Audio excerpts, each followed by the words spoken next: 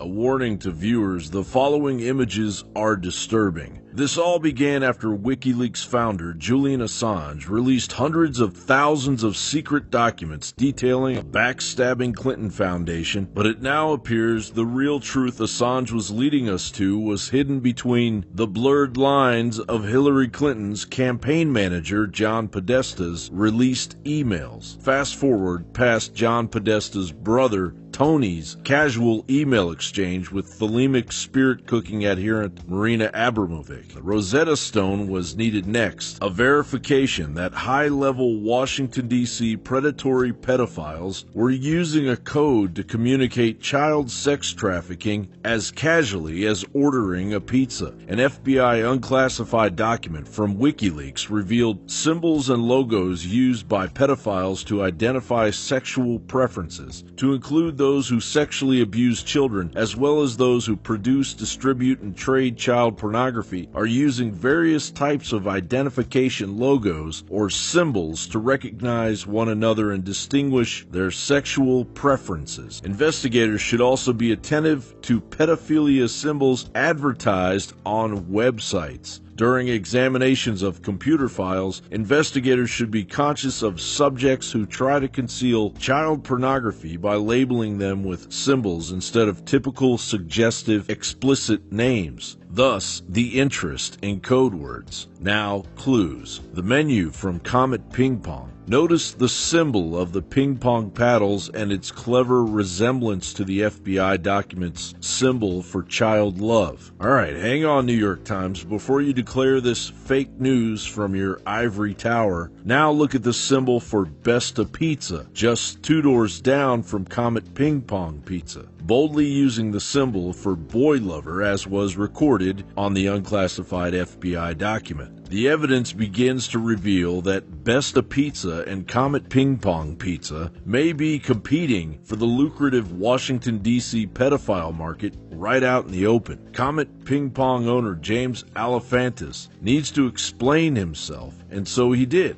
via the Hillary Clinton colluding New York Times. But so many questions remain unanswered. Why was this said by the band Heavy Breathing performing in Comet Ping Pong? He likes the world sounds. Tamales. And little boys. And children. I think I was his manager. No. We all have preferences. Why is the artwork adorning Comet Ping Pong's walls at the very least so insanely creepy, especially for a family restaurant? Why is Alefantis so close to Tony Podesta as revealed in the WikiLeaks emails? And why does Mr. Podesta collect questionable artwork specializing in grotesque eroticism and pedophilic images, not to mention Podesta's dabbling in what appears to be cannibalistic rituals while continuing his old friendship with convicted pedophile Dennis Hastert? Why is this man wearing an I Love Children shirt in this situation? Why did you write #murder next to this incredibly creepy photo you posted? Why do you find it amusing that this baby is for sale? Why do you associate with this artist? Why is any of this okay? And if these code words are eventually proven to be just another method of communication, then why did the Podesta emails mention the code word pasta for either little boy or sex 78 times? Code word cheese for little girl 85 times. And what does Podesta's friend Herb mean by this statement from a Podesta email? P.S. Do you think I'll do better playing dominoes on cheese than on pasta? According to the National Center for Missing and Exploited Children and the FBI, 460,699 children went missing in 2015 that we know of. Mr. Alefantis, this isn't a witch hunt, and it isn't an attack from fake news that your boyfriend David Brock, founder of Media Matters, would have us all ignore. Either you are the unlucky victim of a fake news onslaught due to your own poorly initiated publicity, or a decades-old pedophile ring operating in the power-hoarding shadows of Washington, D.C. is about to be opened from your front door. John Bound for Infowars.com. Edit that story, will not cover it, and when they do, they just call it fake news. But this is anything but fake. There appears to be tangible evidence which suggests that there is a pedophile ring in and around Washington, D.C. that includes potentially some of the most powerful people in our government. And to that end, I know you decided to do some research into the question of, are there more missing children in that part of the country versus other parts of the country? And guys, Mark has assembled a shocking document here that breaks down the anomaly in black and white. And just to get this thing started, Mark, I want to share with the audience, Virginia has a population of 8 million people. By contrast, Texas and Florida are double and triple that population. Virginia has more missing children than either Florida or Texas. Where would you like to begin? This is pretty shocking stuff, Mark. Well, that's correct, Sean. And within Virginia, the missing are concentrated in 3 areas: Fairfax County, right around Richmond, and then the entire Norfolk Island or Norfolk, Virginia Beach area. And outside of those 3 areas, there's very little in terms of missing kids. And those areas are right around Washington, D.C. I've been there. I've been in Virginia. I mean, we're talking the belly of the beast here. And according to the chart you sent me here, we have 392 kids missing. Is that just for 2016 alone? No. The bulk of them are from 2016, 2015, and with majority of those from 2016. All of my numbers came off the Center for Missing and Exploited Children's website. One of the anomalies what got me into this is I wanted to see if there was anything to this Pizzagate thing, and I thought, well, if there's anything going on here, their numbers of missing kids might reflect it. So that's what kicked me off. Okay, throughout the year, the numbers have been ramping up throughout 2016. I don't have the exact numbers for all the kids, but if I include the kids whose photos have been included in their files, it gets even more bleak. So let's start with March. These are only the kids who have no photos attached, which, and for 2016, that is 182 children. That is way higher than the total numbers for most of the other states in the union. So let's start with March. These are kids without photographs attached to their files. March, 5 kids missing. April, 1. May, 6 kids missing. June, 7. July, 3. Those are all numbers that would be normal, fairly normal for a state that size. Let's get into August, 8 kids missing. September, 23 kids missing. Yeah, and here comes October. Here comes Halloween. Here comes Halloween, 40 kids missing. And then we move into November, and it looks like they're still at it in November. 74 children missing in November. That sounds like an epidemic. And, yeah, that's really shocking. 74 kids missing in just 1 month in Virginia. These are only the ones without photographs. I haven't figured in the ones that have photos attached. Like I said, it only gets more bleak once I put in those numbers, which I haven't added up yet because we're talking about so many kids. All right. Now, just so the audience understands, Mark, you're not just pulling these numbers out of thin air and making them up. I believe some of your sources include fugitivehunter.org and missingkids.com. What other research have you done to compile these numbers? All of my numbers came off the Center for Missing and Exploited Children's website. The chart you sent me that I just showed the audience is something you put together. That's not out there for public information that's easily gettable, is it? No, it's not available at all, which also shocked me. I would think that the National Center for Missing and Exploited Children would run a map that was constantly updated so that people would be able to identify pockets of missing kids as they showed up, but nothing like that exists.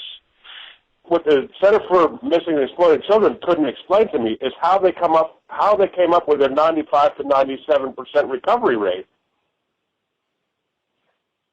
Okay. So I called them and I'm like, well, I mean, that's a pretty bold statement to say that, you know, from their founding, they're now up to a 95 to 97% recovery rate, and they get a lot of money in donations and stuff. So I was like, well, how do you get that number, and who do I talk to get the recovery rate specifically for Virginia? And nobody knew the answer, and nobody knew where I could go look to even find it. Hey guys, so people keep asking me for proof that these Podesta emails that contain code words such as hot dog, pizza, cheese, pasta, ice cream, walnut, map, sauce, etc. are actually pedophile code words. Well, I have this proof for you, and I'm going to show you in a minute, but first, you need to understand what the dark web is. So here we have a website explaining what the dark web is. It says there are 2 webs. There's the normal web most people use every day, which is easily accessible and indexed by search engines. Then there's the dark web, hidden websites that won't show up when you search Google and can't be accessed without special software. This is where pedophiles go. I have not been on the dark web, and it's not somewhere that I'm interested in going. But some of the guys who've been researching this have actually gone onto the dark web, and they've actually gone and found forums where people are selling child pornography. And I've purposely censored this because obviously I don't want to give this guy any business because that would be highly unethical. I'm showing you this purely to demonstrate the fact that cheese pizza is a pedophile code word. And I'm going to read this for you now. Hello, cheese pizza lovers. We are offering to send fresh, not seen on Tor before, that's the software they're using to access the dark web, pictures of cheese pizza direct to your email. We will only send to Tor email services. That means stuff that's encrypted and secured so that the FBI can't access it. When we send you email, we will also include a .onion address that has not been seeded / posted to any Tor hidden service directories. So again, they're just talking about how they're going to make it anonymous so that it can't be tracked by the FBI or police or whatever. You can sign up at that address to purchase more fresh pictures of cheese pizza, as well as trade your own for, I think that says Bitcoin.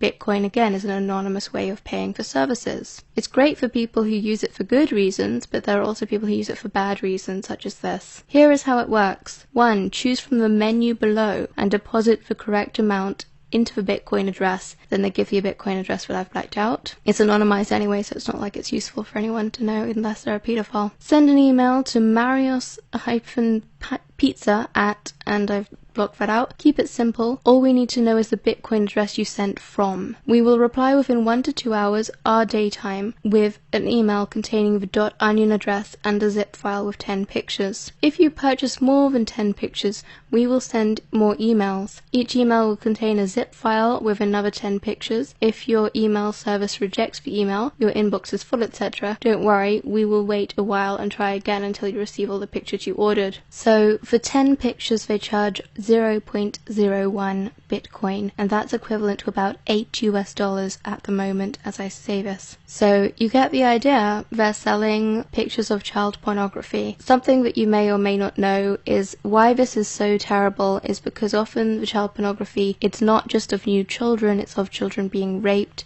it's of children being tortured, it's of really terrible things, even sometimes killing the children. This is actually how bad it is. So by funding this, people actually are funding the rape, kidnapping, trafficking, etc., killing of children. And that is why it's illegal, as it should be. So now you've seen on the dark web, people use these code words. And it's people who have access to the dark web, who are also investigating Pizzagate, who have told us the meaning of these words. So that's how we know it. Federal agents raided Dojo Pizza. The restaurant's owner is now facing federal charges for allegedly making child pornography. News 4 was the first to bring you the news back in November of an alleged human trafficking ring. Lauren Kopp is expected to appear in federal court today. Kopp denied accusations of human trafficking when he sat down with us exclusively 2 months ago. But these new federal charges paint a totally different story. News 4's Justin Andrews is live for us from the federal courthouse this morning, tracking it all for us. Justin. Yeah, Emily, Lauren Kopp is set to be behind these doors at the federal courthouse downtown sometime today. But it was about 5 months ago. I was right on the air as federal agents were raiding his restaurant, Dojo Pizza in Bevo Mill. But I want to go back to show you how we ended up here. You should be looking at video right now. You'll only see right here on News 4. I was right out there. It was late last year when the FBI and other federal agents swept through Dojo Pizza in Bevo Mill. You can see here they're taking out computers and hard drives. According to prosecutors, they found images of child pornography on his hard drive. One victim told authorities she performed a sex act with Kopp. At the same time, St. Louis police were investigating an alleged human trafficking ring after discovering 7 girls under the age of 17 were being housed there. However, Kopp says it was only 4 girls, not 7. We spoke with him 2 months ago, and he denies all human trafficking allegations. I sit here 4 months later, trying to figure out how to get the girls back out, trying to find a way to get back into the community and work with them, because I haven't human trafficked nobody. Now, I spoke with Kopp's attorney. We spoke with Kopp's attorney last night. I'm working on putting that story together for 6:30, so stay with us right here on News 4 this morning. We are live downtown at the federal courthouse. I'm Justin Andrews, News 4. All right, keeping us up to date. Nice work, Justin Andrews.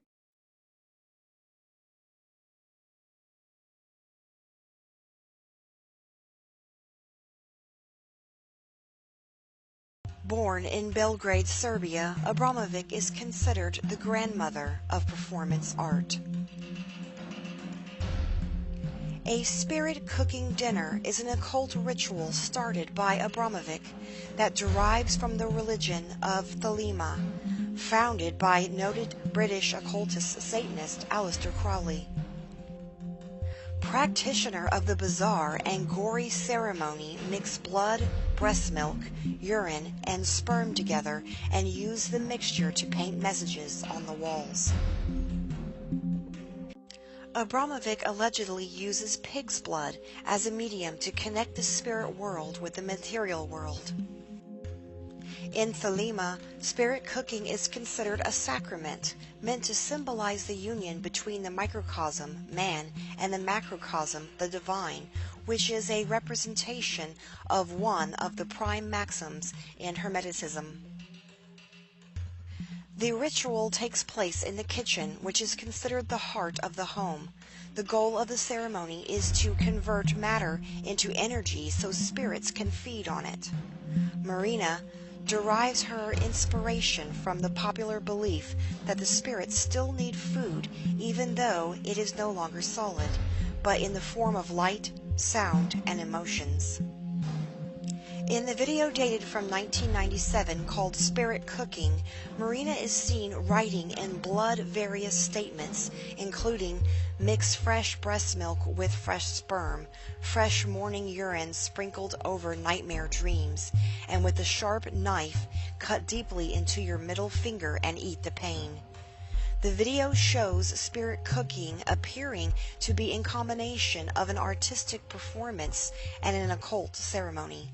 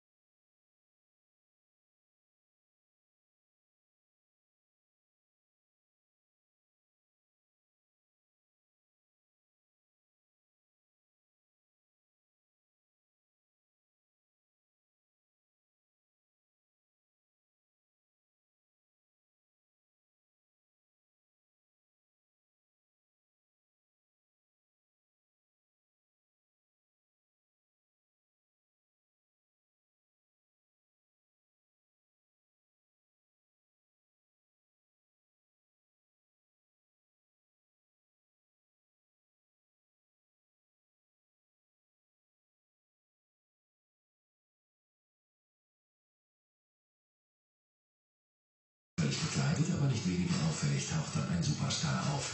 Lady Gaga. Ob das hier Verhüllungskunst oder Kamerascheu ist, wissen wir nicht. Doch Gaga macht eine gute Figur. Nach ihrer Hüft-OP ist das hier ihr erster Auftritt in der Öffentlichkeit.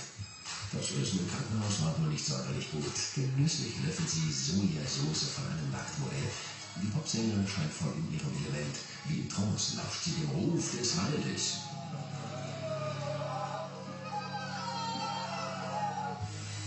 Wieder aus der Trance erwacht, lächelt sie mit Gastgeber Robert Wilson um die Wette. Er hat auch allen Grund zum Lachen. Schließlich war seine nackte Charity-Gartenparty ein voller Erfolg. Satte 1,8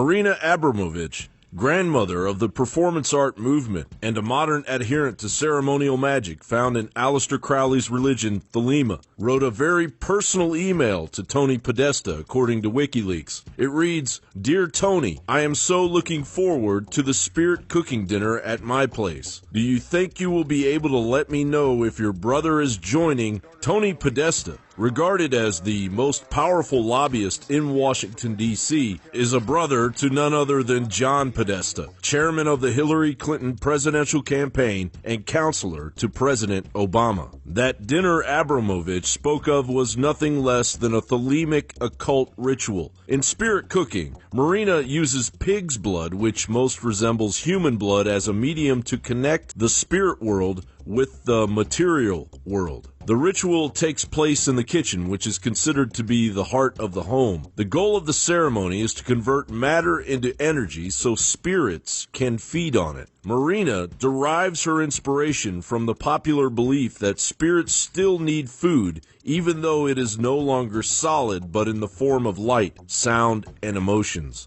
This simple revelation may finally pull back the curtain to the masses on the ugly truth InfoWars and others have been desperately trying to tell the masses for years. The occult is the religion of the elite. Just research the influence of Lucius Trust in the United Nations, or review the 1990 Nebraska U.S. District Court case between Paul A. Baraki versus Lawrence E. King, exposing a powerful pedophile ring linked to political figures, high-level U.S. military commanders, and the intelligence establishment. All of this overseen by Temple of Set founder and retired U.S. Army Lieutenant Colonel Michael Aquino. Bill Clinton and Hillary Clinton live in this dark world. Bill Clinton wrote in his biography that the brief foray into the world of voodoo furthered his fascination with the way different cultures try to make sense of life, nature, and the virtually universal belief that there is a non-physical spirit force at work in the world. Back in September 16, 2016, Fox News posted a letter from hacker Guccifer, claiming the goal of the Guccifer project failed because he was unable to fully expose the Illuminati, the Council, and their crimes. He writes, "Hillary Rodham Diane Clinton is one of the high priests, a goddess of this occult satanic shadow group. One must see their evil and profoundly corrupt nature to understand what I am talking about." Guccifer continues, "So I apologize in front of the unknown soldiers who struggle to take this fight against these monsters to a glorious end. Many of them are risking their lives while doing this behind the computer screens, from inside or outside the system." And now bombshell revelations are surfacing from Anthony Weiner's recovered laptop as the New York Police Department is investigating allegations that Bill Clinton performed sexual acts on underage girls as young as 5 years old. In the coming days, right up to the election, Anthony Weiner's laptop will reveal evidence of an international child sex trafficking ring tied to Democratic presidential candidate Hillary Clinton. She's worked like a demon, as you know, as Secretary of State and as a senator and in the years since. One thing about Hillary, Bill was just a good timing guy. But Hillary, she's an animal. Hillary is the one that I promise you, she pulls the strings. She pulled them in Arkansas. She pulled them in the White House when she was there as the First Lady. And my God, if she gets to be president, what you see out here now is going to change. We thought it changed with Obama. That's nothing compared to what's going to happen with Hillary.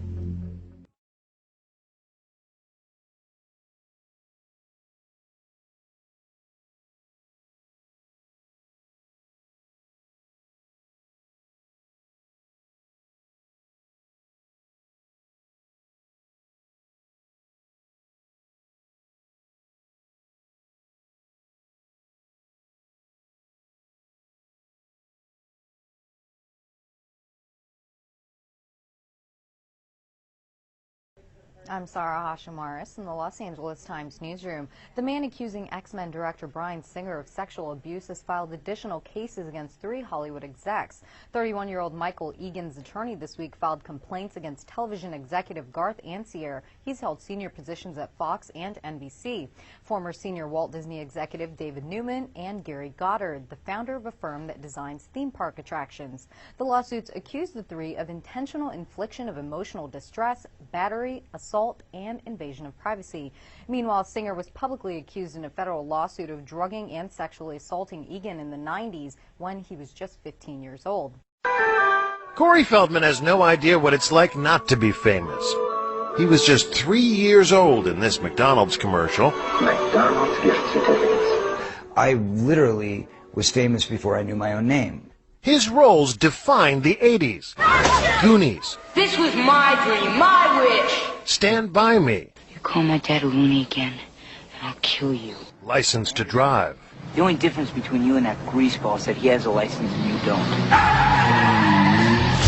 Films that propelled him into the spotlight for his entire youth. But being famous so young, he says, caused serious damage to him and his friends. Do you feel like you missed out on a normal childhood? What childhood? I don't know what that means. A lost childhood and a loss of innocence. He blames the adults, not just those looking to profit from charming children, but also some with far more sinister motives. I can tell you that the #1 problem in Hollywood was and is and always will be pedophilia. That's the biggest problem for children in this industry. The casting couch even applies to children. Oh, yeah. Not in the same way. It's all done under the radar. Nobody talks about pedophilia. It's the big secret. And it's widespread? Oh, yeah. I was surrounded by them when I was 14 years old. Surrounded. Literally. Didn't even know it. It wasn't until I was old enough to realize what they were and what they wanted and what they were about and the types of people that were surrounding me till I went, oh my God, they were everywhere like vultures. Vultures who Feldman says abused him and his best friend, the late child actor Corey Haim, his co-star in The Lost Boys. Well, what happens if my mom is dating the head vampire? Feldman says the trauma of that pedophilia contributed to Haim's death. There's one person to blame in the death of Corey Haim, and that person happens to be a Hollywood mogul. And that person needs to be exposed, but unfortunately I can't be the one to do it. But the person that knows who did it and knows who he is watching right now, I guarantee you. Yeah. Intriguing. Yeah. There was a circle of older men that surrounded themselves around this group of kids. And they all had either their own power or connections to great power in the entertainment industry. Feldman won't name names. And he admits his friend had a struggle with addiction, which he says was a mechanism to cope with his demons. It was a symptom. It was a symptom, correct. Are we in it? In 2008, the two Coreys confronted each other on their reality show about the dark past they shared. You let me get around in my life, man, raped, so to speak, when I was about 14 and a half, and I'm saying this right now. What'd you do, man, when you saw that going down when I was 14 to me? What'd you do? You knew about it. You want to talk about the truth? Okay, well then let's talk about the truth. I was being molested at the same time by somebody else. What'd you do? You know, there's a lot of good people in this industry, but there's also a lot of really, really sick, corrupt people in this industry. And there are people in this industry who have gotten away with it for so long that they feel they're above the law. And that's got to change. That's got to stop. Elijah Wood's shocking allegations against the entertainment industry. In a new interview with the Sunday Times, the former child star alleges that pedophilia has been a real issue in Hollywood. He tells the publication, quote, "There are a lot of vipers in this industry, people who only have their own interests in mind. What bums me about these situations is that the victims can't speak as loudly as the people in power. That's the tragedy of attempting to reveal what is happening to innocent people. They can be squashed, but their lives have been irreparably damaged." The 35-year-old adds, "If you're innocent, you have very little knowledge of the world and you want to succeed. People with parasitic interests will see you as their prey." I can get a good career doing this. You know, it's going to be good. Wood says he was not a victim of abuse because his mother Deborah protected him and he avoided those kinds of situations. He goes on to allege that even as an adult in the industry, he has been, quote, led down dark paths to realize that these things probably are still happening.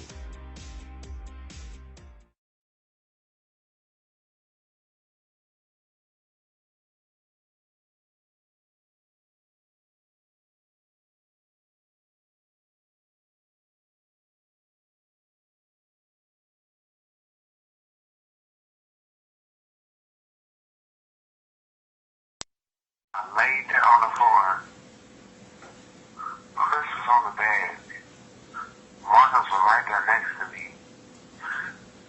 Once he tried to penetrate me, and then I told him I was bleeding.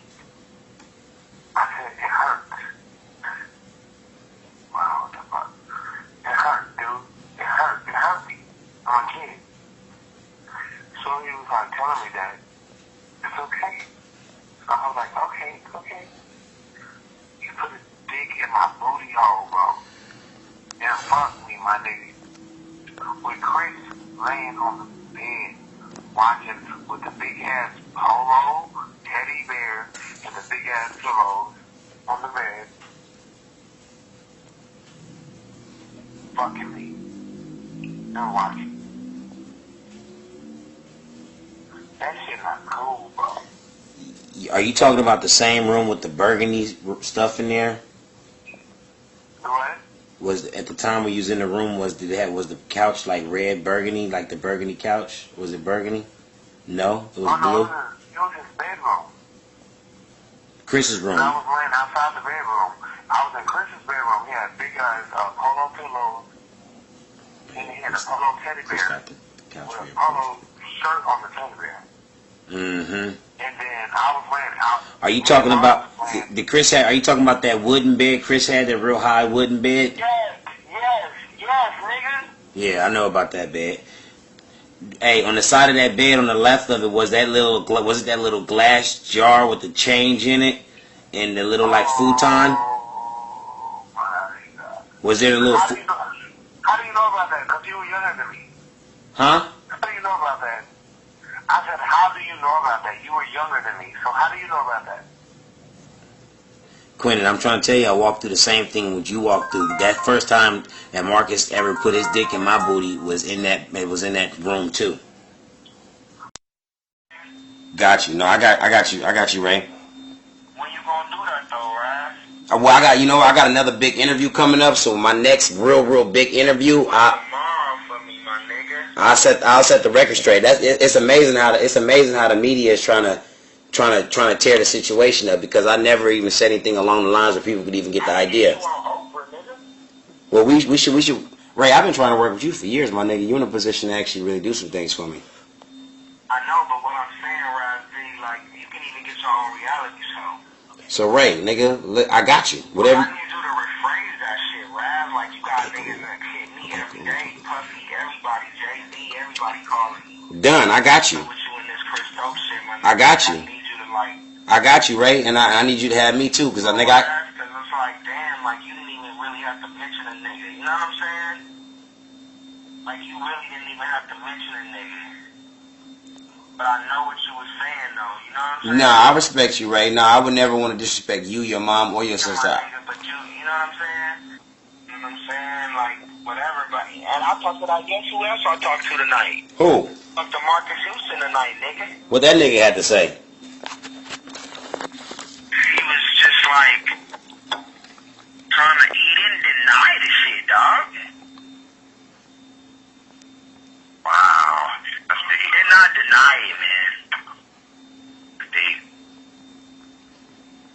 I didn't ask him for the truth, and he was like, just like, not saying it wasn't.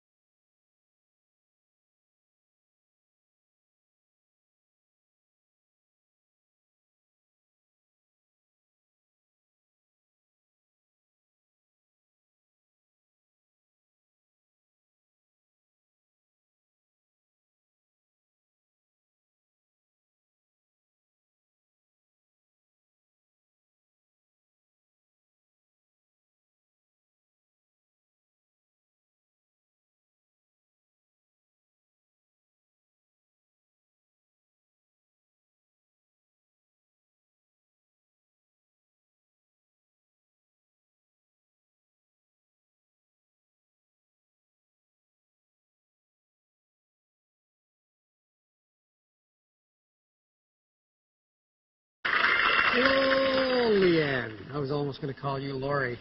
How could I miss? Oh, it's very easy. You're both very pretty. You have green eyes. Blue. Are they? They're not blue. Now, don't tell me that. Look at me a little closer.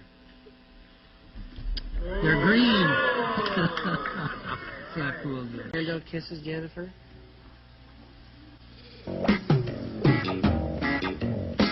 You look like a young lady who likes to give lots of hugs and kisses out, do you?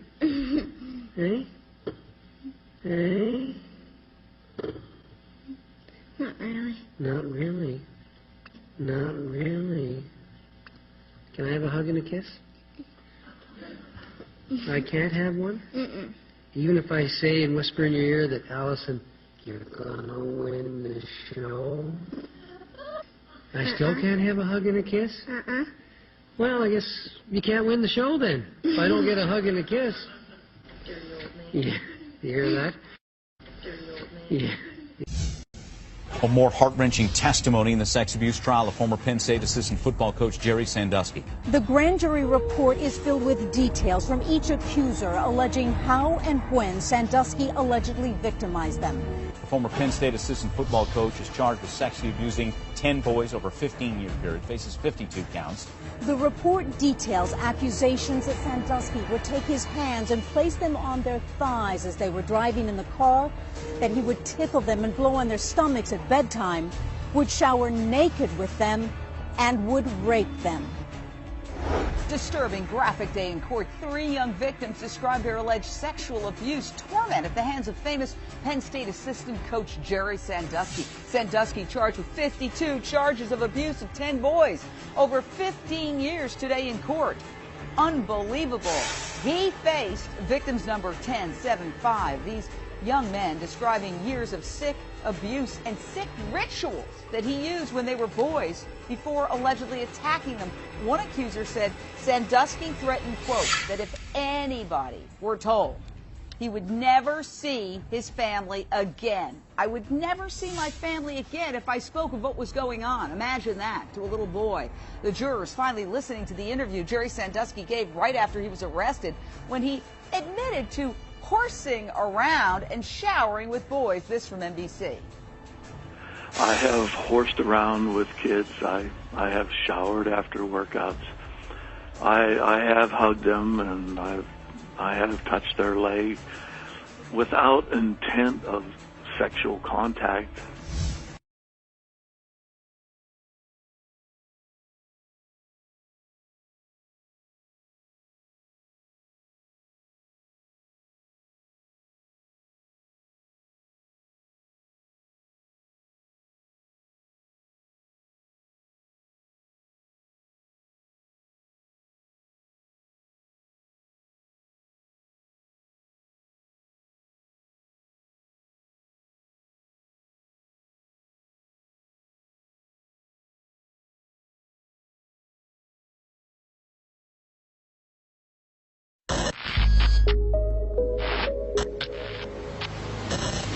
Swearing in is taking place in the old Senate chamber.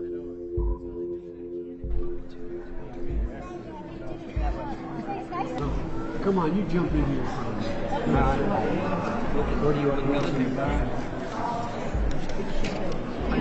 Want it? Huh? Just Right. Did you want to get vice president? There we go.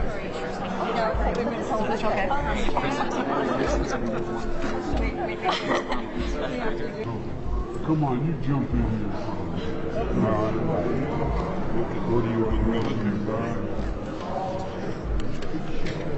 What do you want to do? Huh? Just this? Alright. Did you want to get vice president? There we go. It's okay.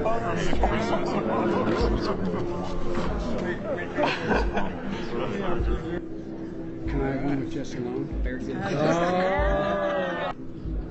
Can I have one with Jess alone? Very good.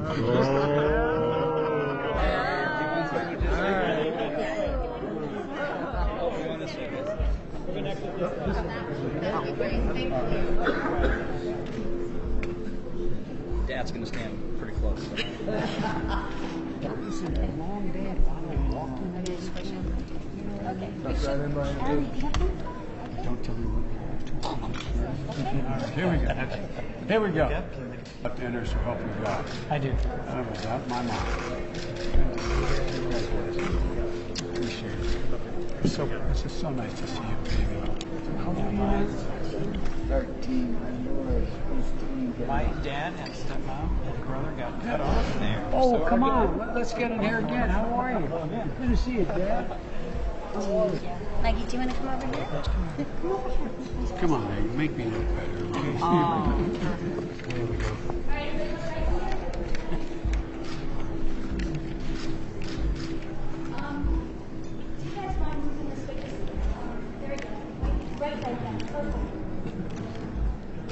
Thank you. You got to look up at the center photographer up top of it. Thank you. Thank you.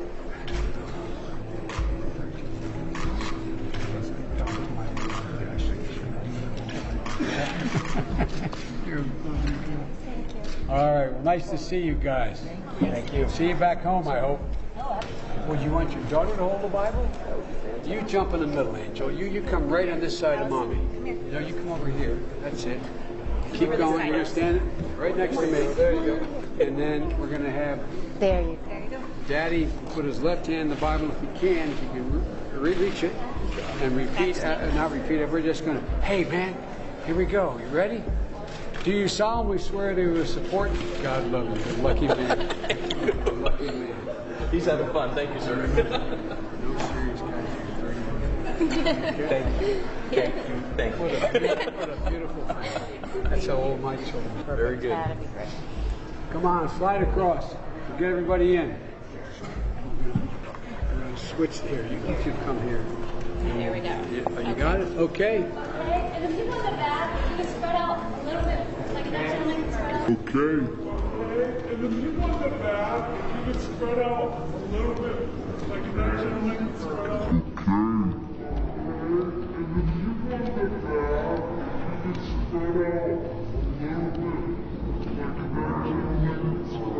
You can hold the Bible.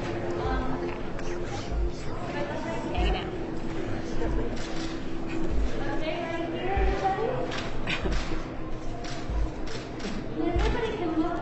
We're going to look up the photographer up top. Oh, there it is.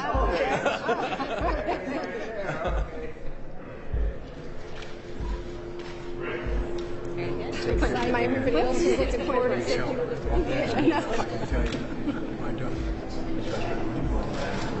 Of course I would. She couldn't make it. What's her name?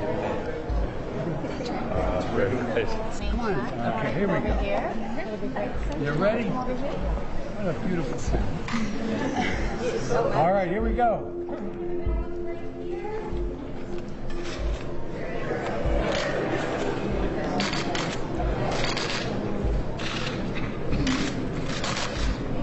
All right, we got up top here. Look up there. Okay, out there. Great. Okay, got some more family. Come on in. You haven't got a crowd. Sure. Okay. Someone go behind there. Go behind the fence. See that? I don't know about you, buddy, but all the women provide. Can we get one of them? Yes, she is. Is that the Bible?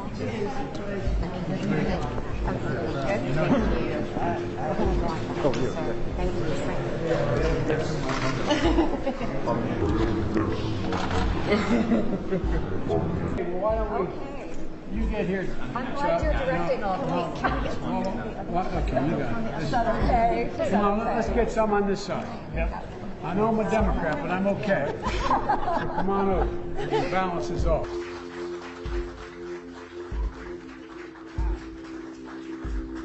think you know how much it means to me to have you where we are today, and confidence.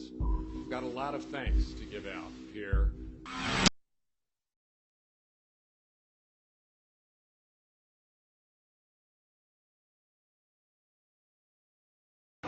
These are some of the 33 Haitian children an American Baptist group allegedly tried to unlawfully take out of the country on Saturday. Orphans and abandoned children, victims of the earthquake, some as young as 2 months old. The Haitian authorities stopped the bus they were on as they were about to cross into neighboring Dominican Republic. With them were 10 Americans.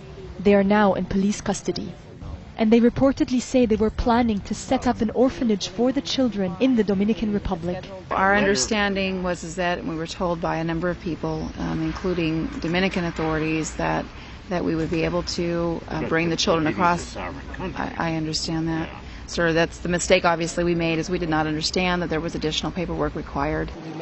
The group insists this was an act of charity, not profit, with the consent of the children's families. I saw that family members were giving them away because the parents were dead, and the family members couldn't support them, so the families were giving their children up so they could be cared for and to study. The earthquake has left tens of thousands of children homeless, and the chaos it brought makes Haiti ripe for human trafficking. That's why the government imposed tight restrictions on adoption earlier this month. Restrictions, it says, the American group has violated. Zaina Awad, Al Jazeera. A mover and shaker in Oregon's political scene is facing serious sex charges tonight. According to police, Terry Bean targeted a teenage boy, but Bean says he's the victim. KGW's Pat Dorse is in the newsroom to help sort it all out. Pat? Joe, Mr. Bean is well known amongst the movers and shakers in the Democratic Party. Willamette Week reported Bean raised significant amounts of money for President Obama's campaign. Take a look at the pictures we found online, and you can tell he has access to the highest levels of power, from the President to the Attorney General and the Secretary of State. But police say they have evidence that a grand jury agreed should result in an indictment against Bean. He's charged with 2 counts of sodomy in the 3rd degree and 1 count of sex abuse in the 3rd degree. A police spokesman said the charges come after months of investigation and are not issued lightly. This is a high-profile individual by many accounts, and our agency takes great care and caution in making sure, as we go forward in an investigation like this, to do everything right. Bean's attorney issued a statement today saying he's the focus of an extortion attempt and that no allegations against Terry Bean should be taken at face value. The prosecutor has sealed the documents in this case, including search warrants and probable cause statements, because the investigation is not over and may bring other developments. Besides his political contributions, Mr. Bean helped start the Human Rights Campaign and the Gay and Lesbian Fund. He bailed out of jail just before 4:30 tonight. Back to you. A Northern Virginia mayor is facing time in prison for drugs in a meth for sex sting operation. R. Scott Silverthorne of Fairfax was arrested on Thursday after meeting undercover detectives at a hotel. Police suspected a meth for sex operation between men, and an undercover detective created a profile on the site, and police said within days the suspect, who turned out to be Silverthorne, made contact. Detectives also found Silverthorne's suppliers, Juan Jose Fernandez, 34, and Costin Lee McLaughlin, 21, of Maryland. Silverthorne was reelected in May for a 3rd term of the city west of Washington, D.C.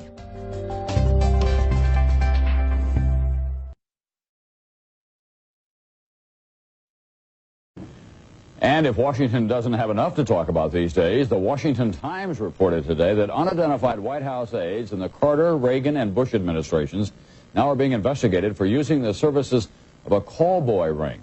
The paper reports that 2 of the male prostitutes were given a late-night tour of the White House last year. The White House press secretary, Marlin Fitzwater, said he knew nothing of this investigation. NBC's Lisa Myers reports her sources in the U.S. Attorney's Office say the investigation is not focusing on prostitution, but on fraud involving the use of credit cards to pay for the call boy services.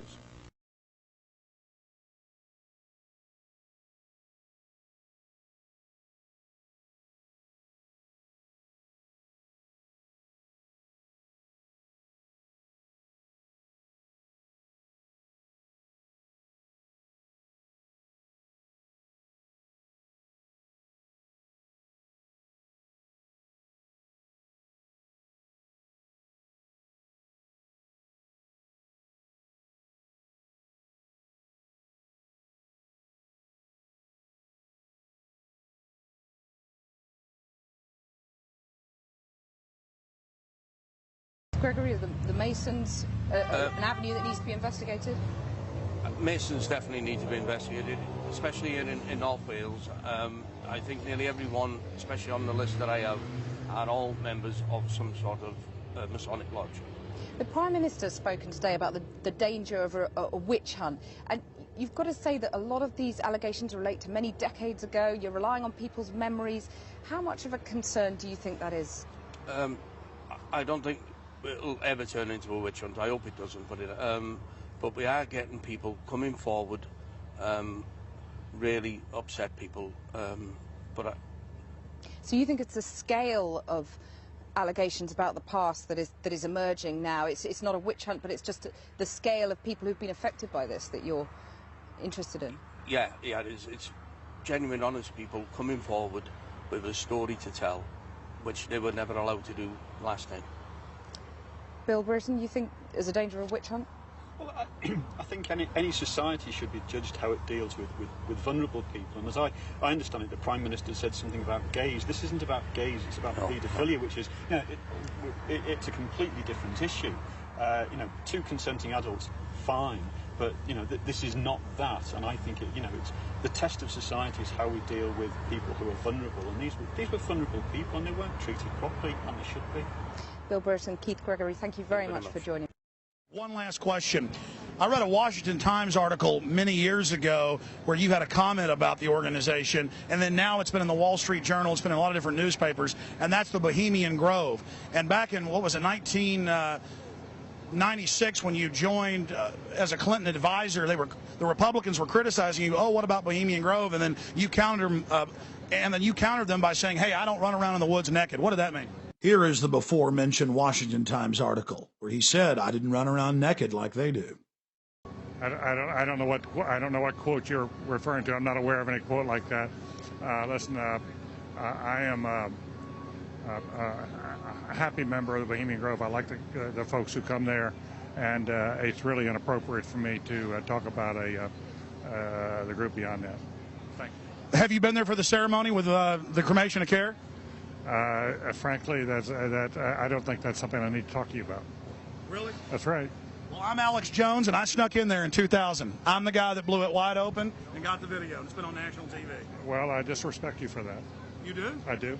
But it's a lot of big public officials going in there. Don't we deserve to know? I don't know anything about you, and I don't know anything about your film. But if you go in there with an understanding, you violated that understanding by releasing that film, and I don't respect you for that. Really? But we have public officials I'm sorry, you took an understanding when you went in there that you would not do that film. And did you have an understanding when you went in there? No. Did you crash it?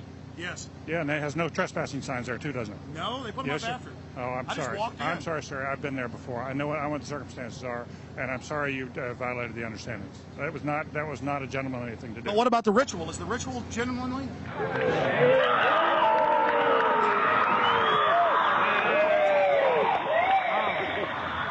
Sir, everything. I don't owe you this comment. I know. I appreciate it. This is what's called ambush journalism, and I disrespect you for that as well. So thank you and goodbye. The ritual? That's none of your damn business. But if you go back even further, when Clinton was the president, Bill Clinton, APEC in the Pacific Northwest, meeting in Seattle, hosted by President Clinton, 1993. Summit meeting of the Asia Pacific Economic Cooperation countries. The FBI, the intelligence agency, bugged every room. They had every member of that committee, that commission, that conference under physical and electronic surveillance. Would that surprise you? No, of course not. But writes Timothy Mayer in Insight on the News publication. May I remind you, again, Insight on the News is the publication. The date is September 29th, 1997. He writes about this. He writes about the bugging, but that's not the story. He writes this, but what does come as a surprise is an apparent failure by federal law enforcement and intelligence authorities to pursue allegations, now listen to this, of kickbacks to the FBI agents involved in the sweeping intelligence operation, and, now here's the money part, and separate allegations involving underage boys provided as prostitutes to visiting dignitaries attending the week-long conference. of APEC, the 15 APEC nations. Let that sink in for a second. It didn't even create a blip back in 93, and certainly not in 97 when it was published. So you've got all of this surveillance being conducted, electronic surveillance of these diplomats, these people from other countries, and even members of our own government in Seattle meeting for APEC in the fall of 93. 97 it comes out, look, we had you all bugged, everything was under surveillance. Now, you've got a failure by law enforcement, or perhaps this is not a failure, this is an intentional device by law enforcement, not to pursue allegations of kickbacks to the FBI agents involved in the sweeping intelligence operation. In other words, the FBI agents got money, kickbacks, and other favors. And also there were separate allegations involving underage boys provided as prostitutes to visiting dignitaries and others during that conference. A Republican from the Midwest, Lawrence E. King, is serving a 15-year prison sentence for a multi-million-dollar fraud. But financial crime is only half the story. This is the true story of Lawrence King. It is the story of an evil at the heart of America, of a cover-up at the highest level.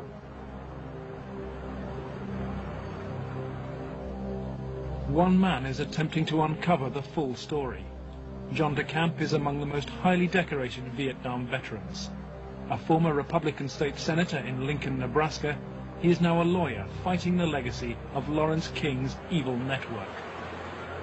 It's a web of intrigue that starts in our Holy of Holies, Boys Town, Nebraska, one of the most respected institutions in the United States, and spreads out like a spider web to Washington, D.C., right up to the steps of the nation's capital, the steps of the White House, involves some of the most respected and powerful and richest businessmen in this United States of America. And the centerpiece of the entire web is the use of children for sex and drug dealing and drug couriers, the compromising of politicians, the compromising of businessmen, but worst of all, the corruption of key institutions of government that have the duty and responsibility to make sure these things never happen.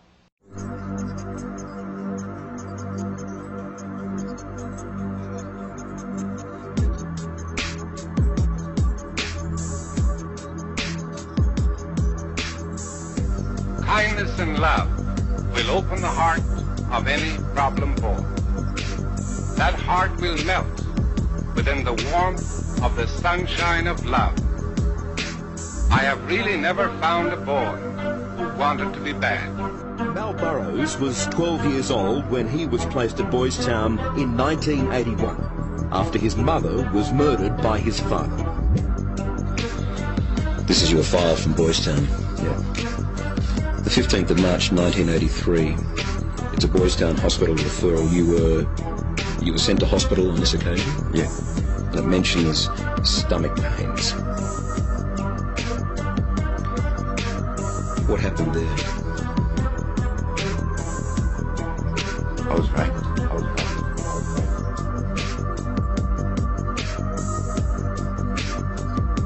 Spoke with then director, Brother Paul Smith.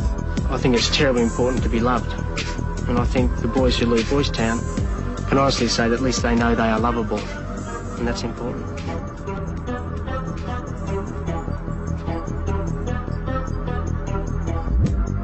How many of you were sexually abused at Boys Town?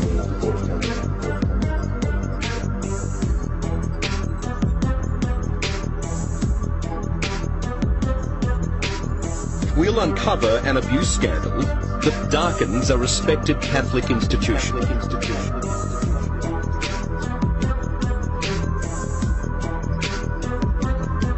That there had been some, and my lawsuit against the Catholic Archdiocese, the Catholic Church, was the first in the United States, I repeat, was the first in the United States that actually identified this problem of priests having pedophilia problems.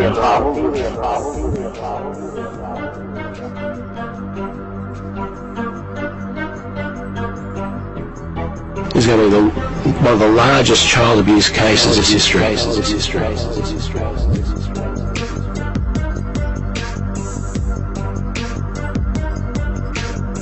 I meet with Cardinal Ratzinger, and to my surprise and shock, he didn't try to defend or deny.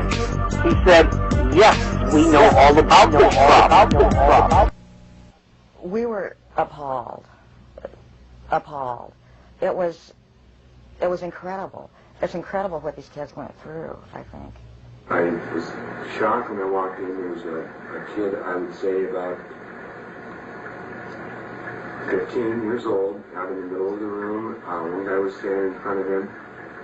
He was bent over, and the other guy was like reaching under him, playing with his nipples, while a guy whom Jeff told me was a police officer shoving beads up his rectum. The police officer was shoving beads up his rectum? Yes. Everything, I mean, from just, touching to, fruit, squash, huge squash, that big around, stuck into your ass, heat things, hot things, poked at you and stuck in you, I got those scars on my arm one night at a party where Larry King was, and he had brought somebody, I don't clearly remember who it was, wanted to see how strong a men we were or something, and have us push our arms together, and you push your arms together. King has these same scars, and you push them tight together, and then you light cigarettes, and as soon as you get burning, you just drop them down between your arms, and let it burn. And they made us stand there naked and touch each other by holding our arms together and burn cigarettes. It's on film someplace. I mean, they filmed it, burning, And those of us that didn't like to be involved and didn't want to be involved were threatened. And who would do these threatening remarks? Larry King. You think Larry King personally did? I think he did. And when they threatened, that I can go find somebody that will kill you, and it will kill your family, he didn't tell anybody. Larry King was also here. He came in and we drank and did cocaine. I didn't do much. He turned me on to it, Larry King did. He didn't like me because, I would get high on drugs, and I would question him about, how can you do that? I mean, once I asked him, he wanted me to shit on him, urinate on him, and I did, but gladly. I even said to him, you stupid fucker. I just sit in here paying me money. How can you get into that, And I got, beat up by it. I came home here a lot of times beat to shit from, misspeaking my tongue, so to speak, and, just telling him how I felt sometimes. According to the report by London's Metropolitan Police and a child protection charity, Saville used his celebrity status to hide in plain sight. Police say they are aware of 214 criminal offenses recorded against him. Saville was never brought to justice, and his victims have been left looking for some kind of resolution. CNN's Matthew Chance has been hearing all the details of the investigation. He joins us now from police headquarters, Scotland Yard. Matthew, what more does that report reveal? Well, it reveals quite a lot. One of the issues you just brought up is, of course, that Jimmy Saville is dead. There isn't going to be a criminal prosecution against him. And this report, which I've got in my hand here, called Giving Victims a Voice, is an attempt by the police here in London that have been leading this investigation into the goings-on of Jimmy Saville, say that it's their attempt to try and at least get down in document form all of these testimonies that they've received over this period of more than 50 years. From 1955 to 2009, they've been hearing evidence from people who say they were abused during that period. 450 complaints in total so far made against Jimmy Saville. I'll tell you something. The fella could get used to all this. I think he really could get used to it. So, ladies and gentlemen, all we can say is good night. from all of us here on Top of the Pops, and it's #1 time, and of course, if you believe me now, it's from the one and only Chicago. And thank you very much indeed.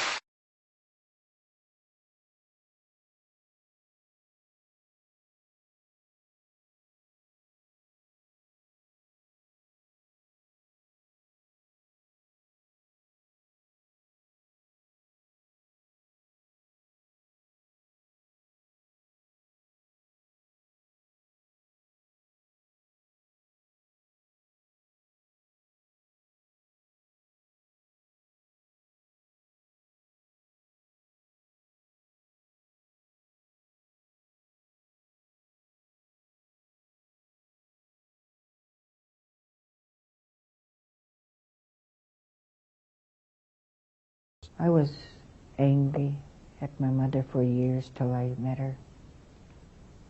And then she told me she was forced to. It was in the Indian Act.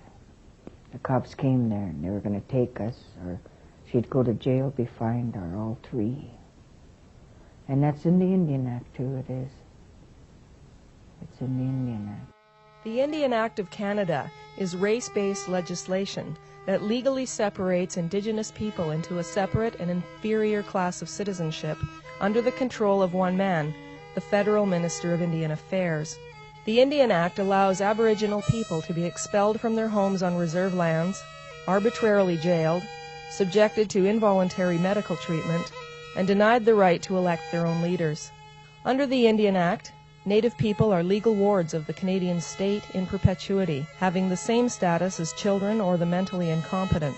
This racist legislation has remained essentially unchanged since it was first enacted in 1876. Its philosophy and regulations were drafted under the guidance of the Roman Catholic and Anglican churches through the Bagot Commission created by the Vatican in 1845. One particular incident was where a nun sexually abused a young boy, and as a result the nun became pregnant and gave birth to a baby, and after it gave birth to the baby, this was one incident that they killed the baby, and they had the young fella dig a grave for the baby. Another incident was a lady witnessed a nun in Cranbrook where they gave a baby and had her participate in drowning the baby in the bucket of water. At age 5, I was kidnapped by terrorists in a gunboat. The RCMP had this gunboat. It was a RCMP boat with a gun mounted on it to gather children from villages. We were segregated right from the day one. I remember in September we were all on a beach and we were all given numbers. When I first got to school in Cranbrook, we were all given a number.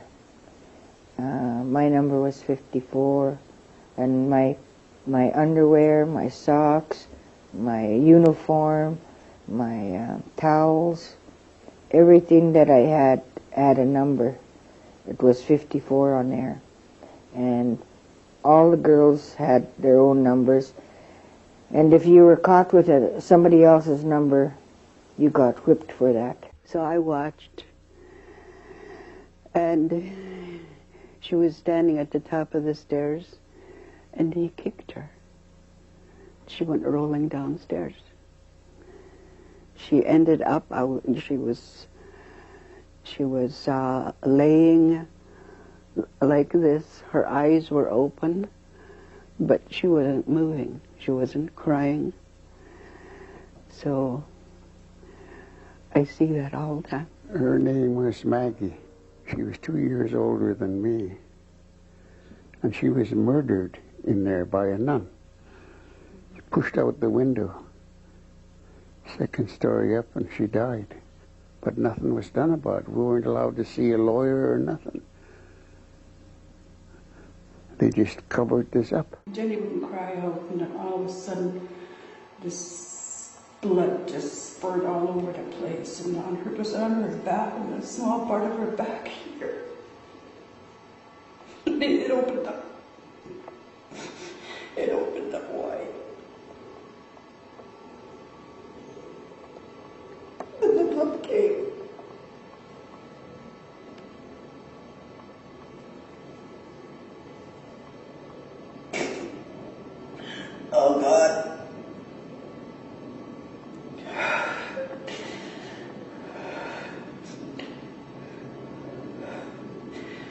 last time I ever saw my sister.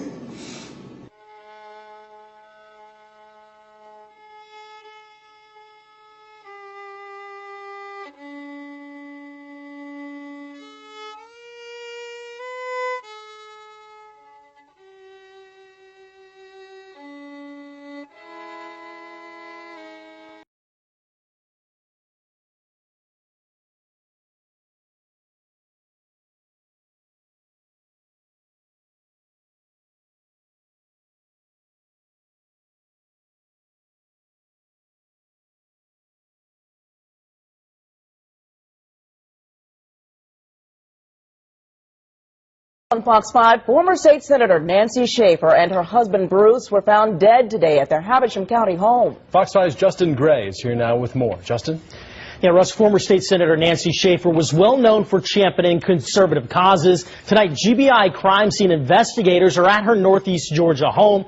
They're searching for clues that might tell them what led to the sudden and violent deaths of Miss Schaefer and her husband. The case of Senator Nancy Schaefer. Who was Senator Nancy Schaefer? A Republican member of the Georgia Senate, Nancy worked to stop the North American Union and was against the TTP. Shortly before her death, she published a paper called The Corrupt Business of Child Protective Services. She died under suspicious circumstances in 2010. Nancy died aged 73 on the 26th of March 2010, shot by an unlicensed gun in the back while sleeping. Her husband, Bruce Schaefer, was shot by the same gun in the chest. Mainstream media and later the police announced it was a murder-suicide perpetrated by her husband. What we know: months before Nancy's death, she started using throwaway cell phones because she suspected hers were being tapped. Nancy and her husband Bruce were devout Christians with loving family and grandchildren. Even long after their deaths, friends and family were reportedly too afraid to talk to journalists about what happened. One of her acquaintances revealed that Nancy feared for her life and avoided traveling to Washington, D.C. as a precaution. This is what Nancy Schaefer wanted you to know. Nancy was in the process of publishing a book revealing